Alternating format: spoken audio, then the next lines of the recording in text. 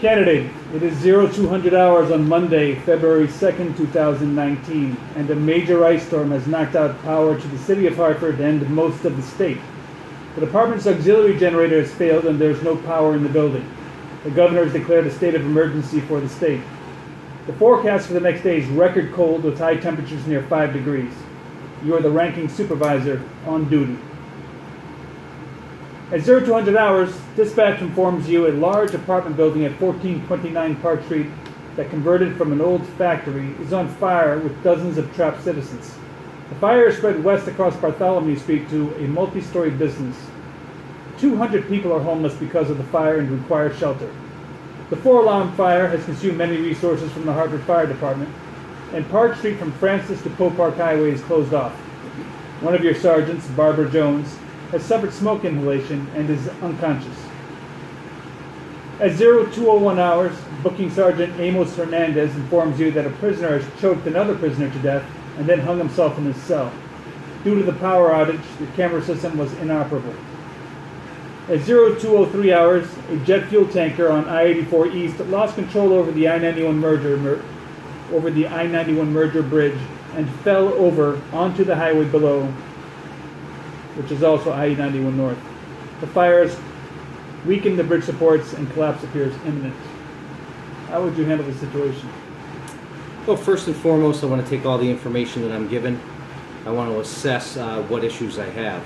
So here we have a backup generator that's that has failed at the station.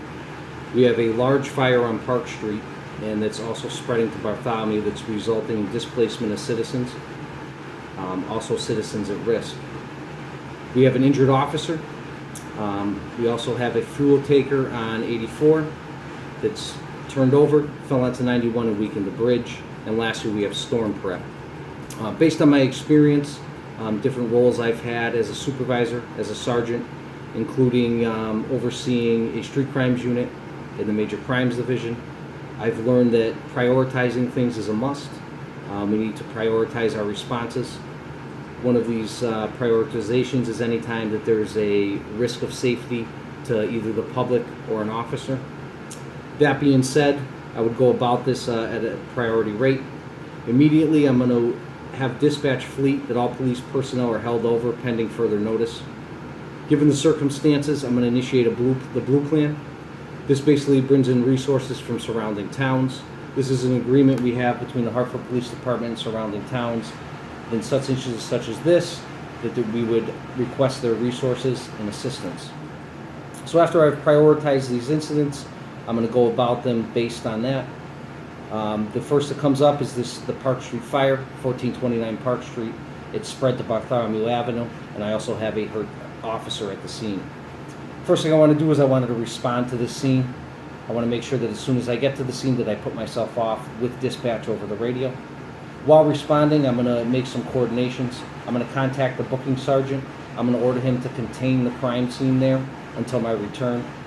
I'm also going to contact the teleserve sergeant. The purpose of this is going to be to instruct him that I'm delegating the task of him to contact both the building manager and also the DPW head manager and or available supervisor that's on call.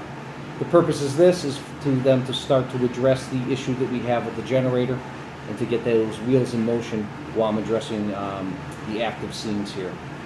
So while en route, I'm also going to ensure that the proper resources have been deployed. I'm going to have patrol units and also traffic units deployed, and this is going to be based to assist with a perimeter. I'm going to ensure that the Red Cross was notified and are responding. The purpose of this is we have 200, possibly more, citizens that are going to be displaced.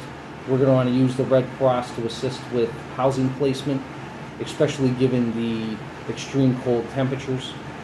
I want to ensure that I have the proper amount of EMS personnel responding for the issue that we may have additional injuries as this fire continues to spread. And I want to ensure that the Hartford Fire Department has been notified and is on scene. The first thing I want to do when I get on scene, I want to ensure that Officer Barbera has been transported to the hospital. I want to get a status update on that, and I want to ensure that an officer has responded with the EMS personnel and Officer Barbera and is standing by. I want to ensure that we're provided with updates continuously, because we want to know immediately on any changes in Officer Barbera's status. Now, once on scene, this scene would be under the command of the Hartford Fire Department. Given the circumstances, they would likely already be on scene. I would touch base with the high-ranking supervisor from Hartford Fire Department, and I want to assess to see if any additional needs are needed from us and or personnel. Most importantly, I want to ensure that this scene has been contained. If the Hartford Fire Department personnel have not gone through all of the steps, I would ensure that we did. We want to ensure that there's an inner perimeter, an outer perimeter, a staging area, and also an area for news and media that will be responding. I want to notify my captain. I want to ensure that he's aware of both the Park Street fire incident and also the injured officer. I want to notify EAP. I want to have them respond, and this would be to assist with the injured officer, with the family, and with any officers that may be traumatized from what occurred. After ensuring that all this fire scene is contained, I have a sergeant on scene that I'm going to assign to take command of control of it. I'm going to ensure that we have proper perimeters in place. After this, I'm going to respond to the hospital. I want to touch base and get updates on our injured officer. I want to ensure that the family has been notified and that we have deployed an officer to respond to escort the family to the hospital. I'm going to assign a street boss to conduct an investigation of this injury, to document his findings, and also to complete an injury packet. All of these documentations will be forwarded to me for review and then forwarded to my captain for review. I want to ensure that the sergeant has also contacted the insurance company that covers the city of Hartford and the police department and reported the injury to them. I want to ensure that all the officers on scene have completed an initial CIR and supplements. This will be in regards to our fire response and also the injury of the officer. One officer will be assigned to be the initial documenting officer as far as the injury with Officer Barbera, and this would be included into the sergeant's investigation. I want to ensure that the sergeant on scene conducts an unusual occurrence report, both for the fire and also for the injured officer. For the unusual occurrence report with the injured officer, we're going to ensure that that's distributed at a limited distribution basis, which means it'll go out just to command staff. Later, I want to review and conduct a debrief of all of my personnel that were present, including my supervisors, officers, any traffic personnel. I want to ensure that EAP is included with this debrief. During this debrief, we want to go through our response. I want to identify any possible deficiencies, any deficiencies that we could possibly correct with retraining and or roll call training. After assessed, I'm going to continue to conduct roll call trainings to make sure that officers that may have been off on this date are aware of what transpired, that they're aware of any deficiencies that I have identified, and plans to correct these deficiencies going forward. Our next priority is we have a fuel tanker accident on Interstate I-84. This fuel tanker has fell onto 91 and it's weakened a bridge. Such an incident would fall under the jurisdiction of the Connecticut State Police. This does present a safety issue as the integrity of a bridge has been compromised. I'm going to make contact with the CSP commander. I'm going to offer the assistance of the Hartford Police Department in any way needed. I'm going to accomplish this via patrol units and traffic units. I'm going to delegate overseeing this incident to a street sergeant. I'm going to have that sergeant report back to me and oversee that our deployed personnel are assigned specific tasks, such as perimeters. Something like this, we're going to want to establish a very large perimeter. If State Police hasn't fully established this yet, we're going to give them a hand with that. I'm going to ensure that the proper documentation is conducted. I'm going to ensure that my actions are documented, my sergeant's actions are documented, including an unusual occurrence report. We want to ensure that any officers from Hartford that respond conduct the needed CIR and supplements. I'm going to follow up later. I'm going to debrief with all my personnel that were involved. I'm going to review their documentation. I'm going to identify any deficiencies.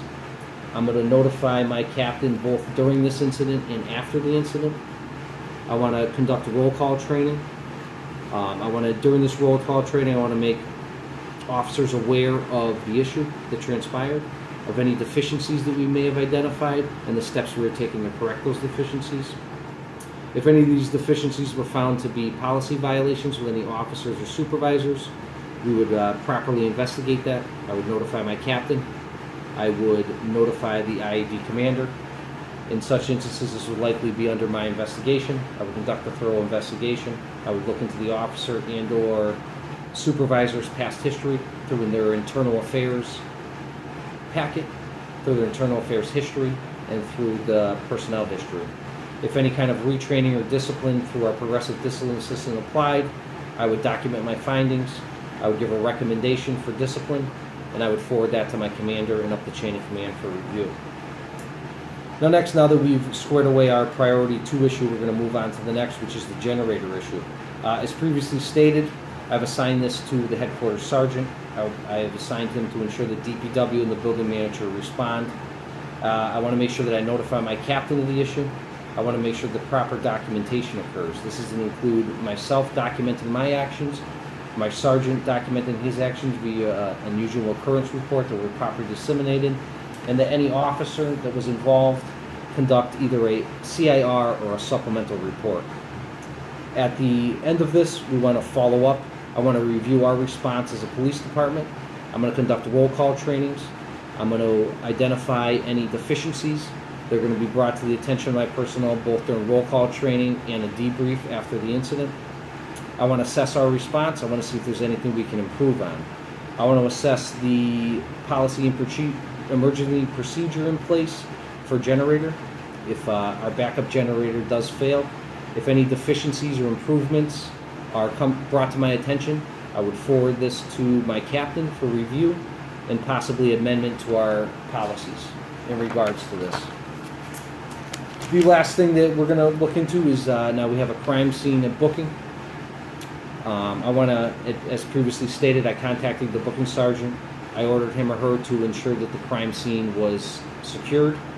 Now I've gone through other priorities that ended up being safety issues, including the generator. We need sufficient power at headquarters. Not having power does bring about a safety issue for communications and other measures. Once on scene, I'm going to ensure that the crime scene was properly secured.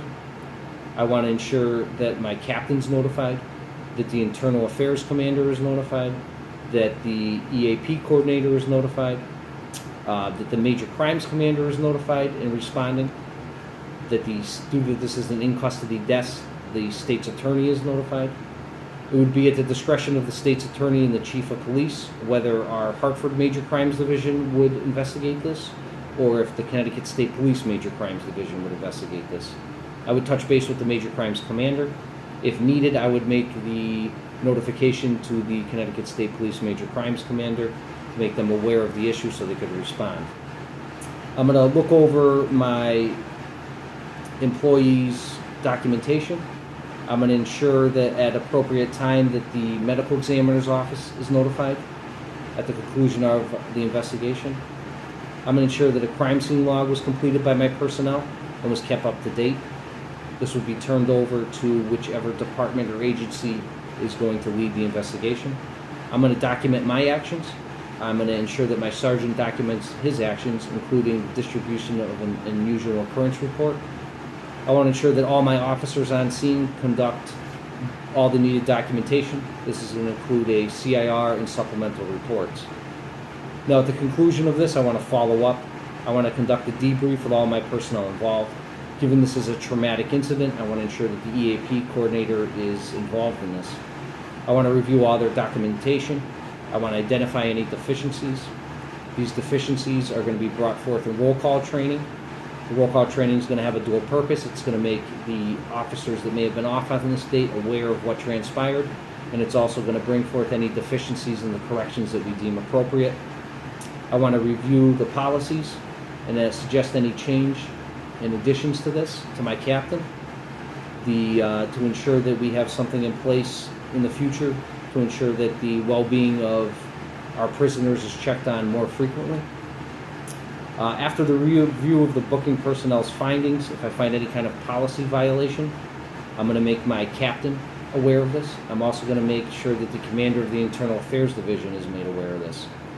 I'm going to wait until they decide on who would further investigate. This would either be a investigator assigned to